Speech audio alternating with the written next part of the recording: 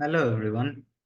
Today we will learn about how to win a position with a king and a queen versus a king and a pawn. So generally these positions would be simple to win. The trick appears when the side with the pawn is one step away from queening.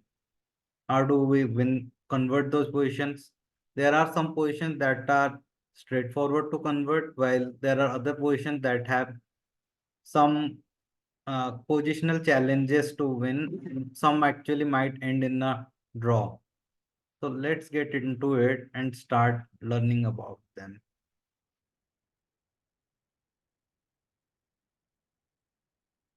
So in this position, if we notice the white has a queen and a king, and black has a king and a pawn. And this pawn is just one step away from queening. So in these positions, it's very important to keep on giving checks to the black king so that black does not get the chance to queen. Some of the pointers that we have to keep in mind is this queen by itself cannot stop the pawn. So we need help from the king. Now to and it's the trick is to get the king near the pawn because if we move the king directly, the pawn would just queen and we would not be able to win. It would end in a draw. So there are few things we can do. Let's say we can keep the queen on the queening square. In that case, the pawn has no chance of winning. But that would again be next to impossible if we are playing against a good player because they would not leave this square. The other thing is we can pin the pawn and get our king. But again, in this case also a good player would just remove the pawn and then as we start moving the king, they will start to queen and again end in a draw. So the only option we have is to get the king in. So if the king is on the queening square, the pawn cannot queen, and in those cases we can get our king. But now the question might be, why would black even want to put the king on the square? Its pawn is going to queen. To achieve that, we need something of this position where the queen is giving a check as well as attacking the pawn.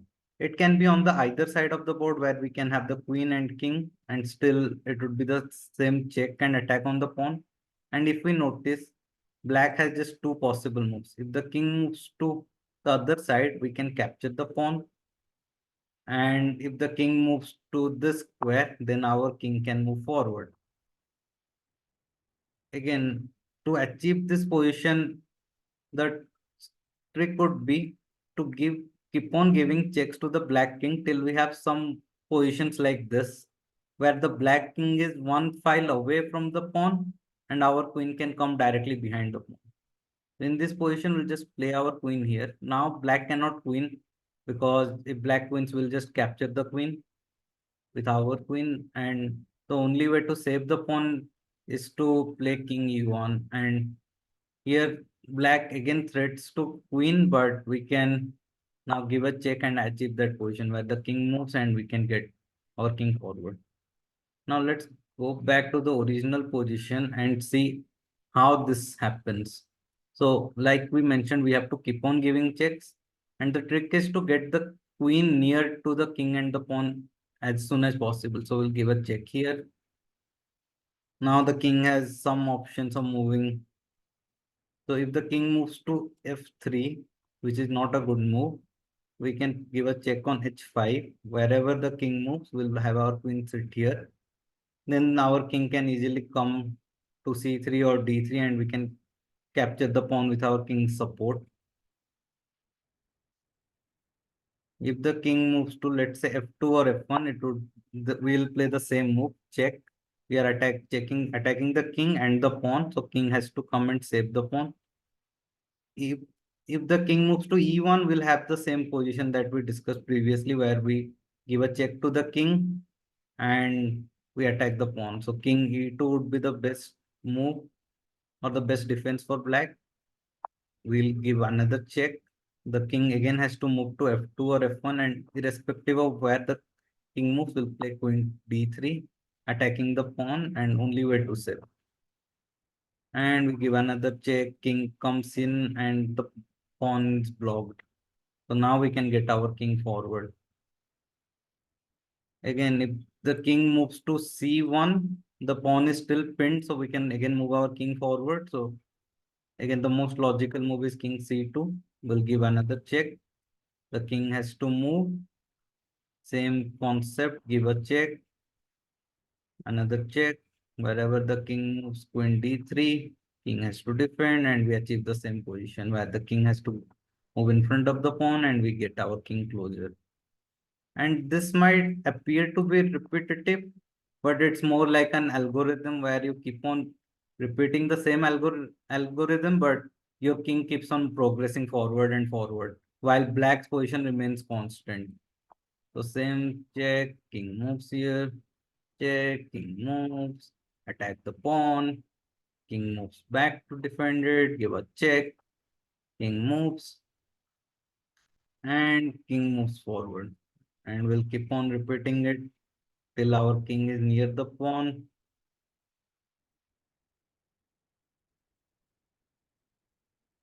And you would notice there's very little complexity. It's just straightforward checks.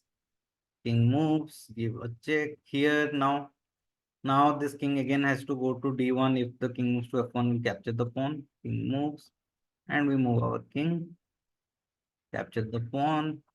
Wherever the king moves, we have the checkmate. Very straightforward.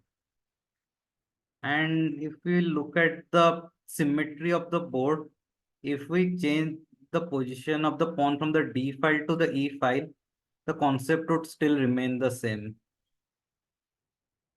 We and this concept is actually applicable for the b and g files. So a simple win happens in the pawn is on b file, d file, e file, and g file. While if the pawn is on the h, f, c, and a, there are a lot of complexities to the position which we will discuss in some other videos. So let's have, I hope this is clear on how to win against this pawn on the D file. And if it's if we reverse the colors, it's white versus black, the pawn would be on D7 and we'll still do the same trick, get our king near and capture the pawn. Now, maybe what I would want the viewers to do is pause the video here, look, put a chessboard, put this position and play around and see how you win against the b pawn. And it's again the same concept.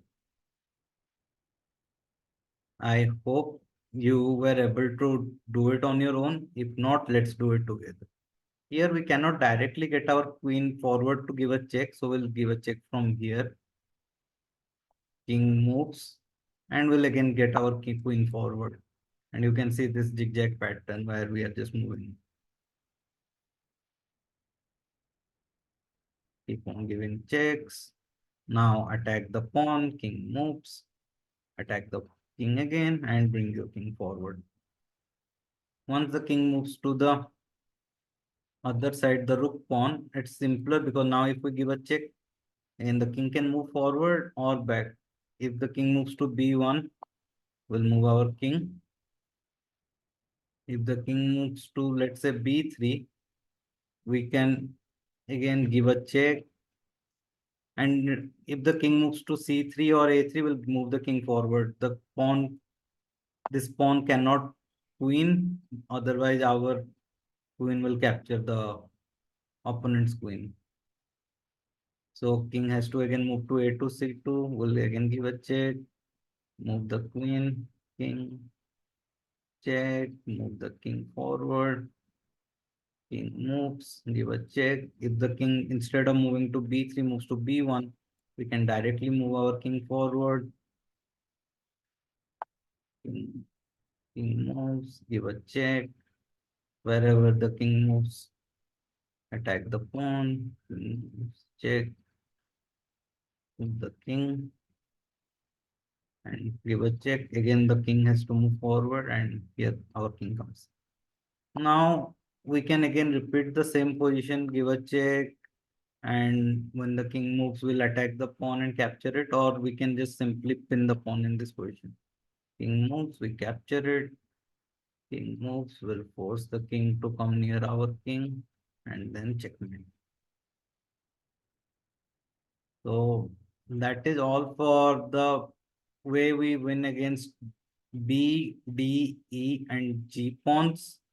And we will learn about the A, C, F, and H pawns in their own videos.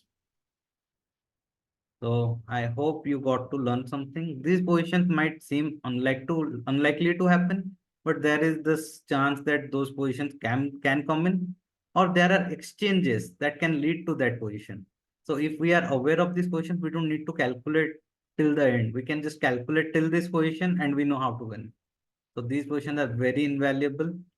Let's practice it and be familiar with it. Thank you.